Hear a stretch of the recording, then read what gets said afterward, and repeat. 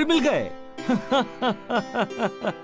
लोग सच ही कहते हैं, मालिक की बनाई हुई दुनिया गोल है।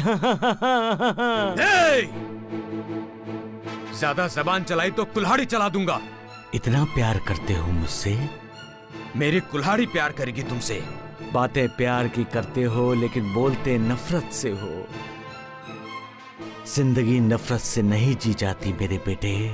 जिंदगी जीने के लिए जिंदा रहना जरूरी होता है, और मैं तुम्हें अब जिंदा नहीं छोड़ूंगा। कुल्हाड़ी का एक वार और तुम्हारे टुकड़े होंगे 4।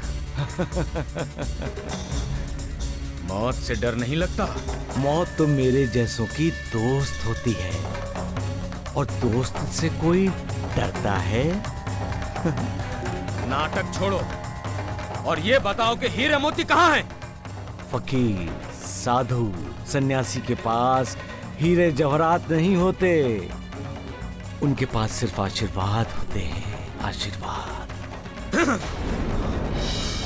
तुमने मुझे धोखा दिया है। ये तुम्हारा वहम है। विश्वासघात किया तुमने मेरे साथ। तुम जैसे डाकू हमेशा दूसरों पर घात करते हैं।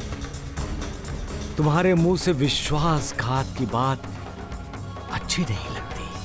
तुमने झूठ बोला है मुझसे। ना मैं कभी झूठ बोलता हूँ, ना ही कभी झूठ का सहारा लेता हूँ। फिर इस झोली में जो हीरे जवाहरात थे वो कहाँ गए? मेरी झोली में हीरे जवाहरात, ये भी तुम्हारा वहम है।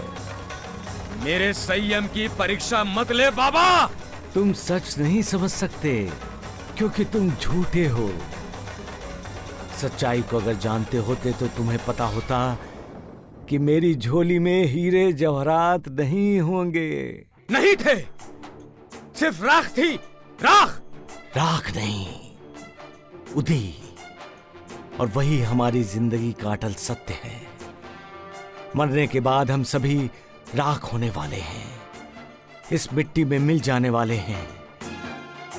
क्या उस राख को देखकर तुम्हें ऐसा नहीं लगता कि जो कुछ भी तुम कर रहे हो गलत कर रहे हो? मेरी आंखों में धूल झोंककर तुम वो हीरे मोती बेच आए हो। तुम समझ रहे होगे कि तुम्हारा ये लिबास, ये हुलिया देखकर डाकू तुम्हें पकड़ेगा नहीं, लेकिन मैं तुम्हें अच्छी तरह से जान गया हूं। अच्छी तरह से जान गया हूं तुम्हें। अब मैं तुम्हारी जान लेने वाला हूं।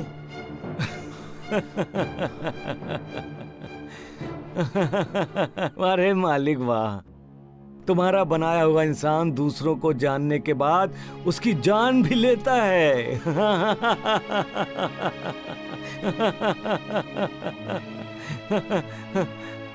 मालिक, तुम्हारे इंसान की जान की कीमत क्या है?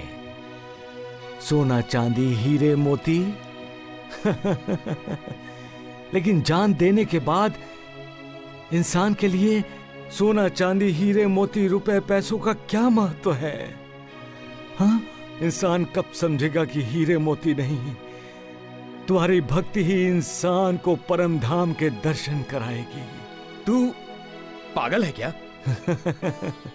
लोग मुझे पागल कहते हैं। कहेंगे ही।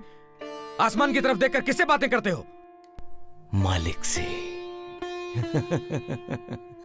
अब मैं तुमसे एक बात पूछता हूं, क्या तुम पागल हो? टुकड़े टुकड़े कर दूंगा। क्या मिलता है तुम्हें दूसरों की हत्या करके? क्या तुम्हें पुण्य मिलने वाला है? क्या तुम्हें समाज से प्रतिष्ठा प्राप्त होने वाली है? क्या कानून तुम्हें सम्मान देने वाला है? निष्पाप निरपराधों की हत्या करके तुम पाप के बाद पाप करते जा रहे हो। तुम्हें मारकर एक पाप और करूंगा। किसके लिए काम कर रहे हो तुम? ये पाप किसके लिए? अपने परिवार के लिए, अपने बीवी बच्चों के लिए। उन्हें खुश रखना चाहता हूं मैं। खून खराबे से, हत्या से कोई भी परिवार खुश नहीं होता। हर कोई दुआ चाहता है, बद्दुआ नहीं। हर कोई पुण्य में भागी होना चाहता है, पाप में नहीं। मेरा परिवार ऐसा नहीं है। वो सुख में भी मेरे साथ है और दुख में भी। तुम भ्रमित हुए हो बेटे। जाओ जाकर अपने बीवी बच्चों से पूछो, क्या वो तुम्हारे पाप में भागी बनेंगे? मौत से दोस्ती करने की भाषा बोलने वाले ढोंगी, अब मौत से भागना चाहते हो? भागते तुम जैसे कायर, डरपोक। hey! तुम्हारे जैसे कायर जिंदगी से डरते हैं, जिंदगी से दूर भागने की कोशिश करते हैं और अपने साथ अपने पूरे परिवार को घसीट ले जाते हैं। मेरा परिवार मेरे साथ है। यह भी तुम्हारा भ्रम है। जाओ जाकर अपने घर वालों से पूछो, बीवी बच्चों से पूछो। तुम भागने के लिए बहाना ढूंढ रहे हो। अगर मेरी गर्दन काट कर तुम मुझे फिर से जिंदा कर सकते हो तो मेरी गर्दन काट कर जाओ और जाकर अपने बीवी बच्चों से पूछो, क्या वो तुम्हारे पाप में भागी हैं? और अगर तुम मुझे जिंदा नहीं कर सकते तो मुझे यहीं छोड़कर जाओ।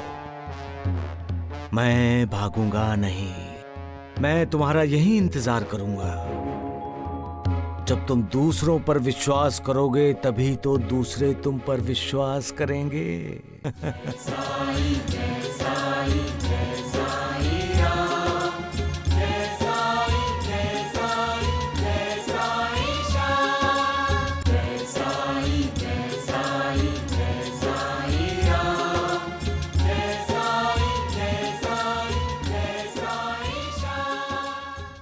तुम अपने परिवार से मिलकर आए हो ना?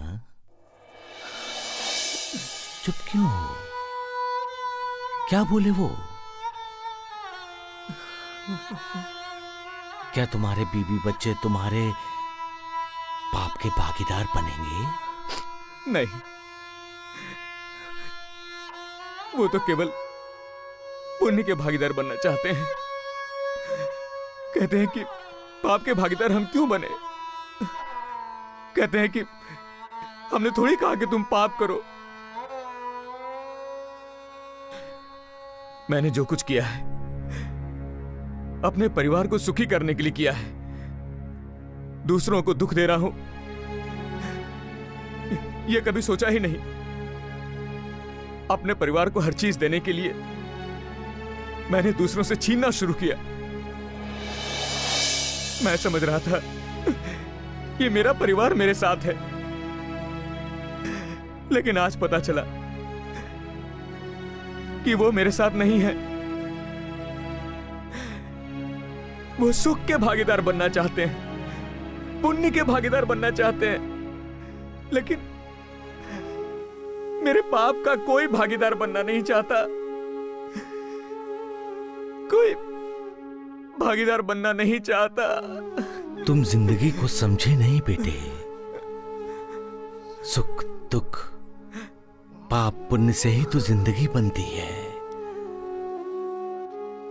इंसान अपने सुख में दूसरों को शामिल करता है, लेकिन दुख तो उसे अकेले को ही भुगतना पड़ता है। उसी तरह अपने किए हुए पाप का दंड भी उसे अकेले को ही भुगतना पड़ता है।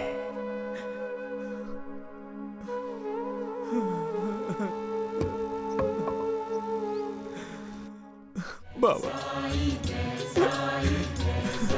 बाबा, बाबा, बाबा, बाबा मुझे माफ कर दीजिए।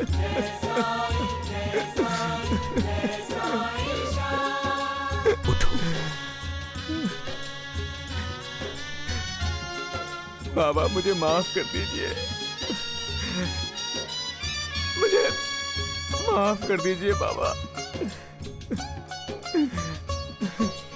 ऊपर वाला करुणाकर है, दयालु है, कृपालु है। तुम उसकी शरण में जाओ और अपने पापों का प्रायश्चित कर लो।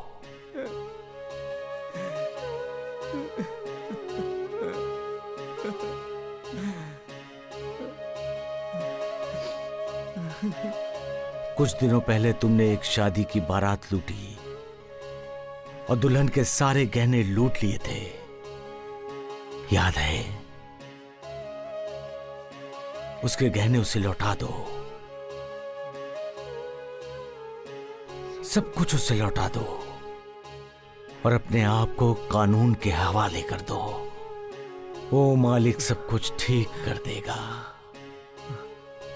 सबका मालिक एक। साईं मेरा साईं तेरा साईं सबका प्यारा, भव सागर से सबको साईं तारनहारा। साईं बाबा, साईं बाबा।